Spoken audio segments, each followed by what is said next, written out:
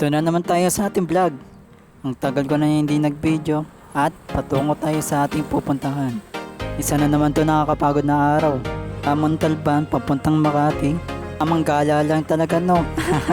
May bumili kasi sa akin na Hydro Manila tickets. Kaya papunta akong Makati. Tamang abang lang sa gate, tara samahan nyo ako papuntang Cubao. Nasa biyahe na pala ako nito. At kung napapansin nyo, nasa Philco 1 na pala ako. Nasusuka ako nito pero tiis lang.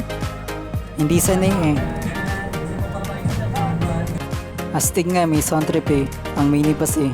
Malamig na, naka sound trip ka pa. Sa mga oras na ito, 3:20 na. Ang usapan kasi, 4, nandun na ako sa Makati. Wala tayong magagawa, traffic eh.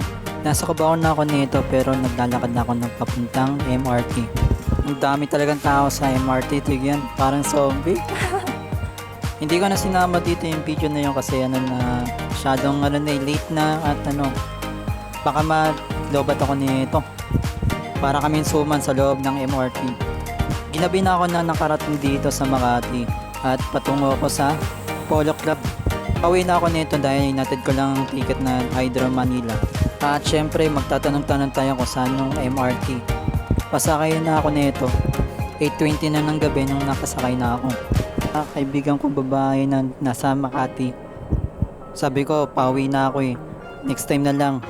Shoutout DJ Nana. Next time na lang, may susunod pa naman eh. Nasa Cubao na ako nito tapos biglang may nag-chat pa lang. Boss J daw, Boss J. Shoutout Boss J. Pati kay Giselle, shoutout. Naglalakad na ako nito papuntang sakayan ng Pamuntalban. Bago ka umuwi, dapat may paslubong ka, hindi maiwasan yon. Medyo pagod ako nito at masakit yung ulo nito. Pero ox lang, masaya naman gumala eh. 20 minutes to paghihintay ko kaya mahaba-haba pa ang oras para pumupo at mag-cellphone para chill-chill lang. By one take one lang kasi at malaki pa. Tamang hintay lang sa paghihintay ko at hindi maboring at maglibang-libang lamang. Kumuha na ako ng mga video nito. Itsura pala, masarap na. At syempre, pauwi na at nakasakay na ako nito.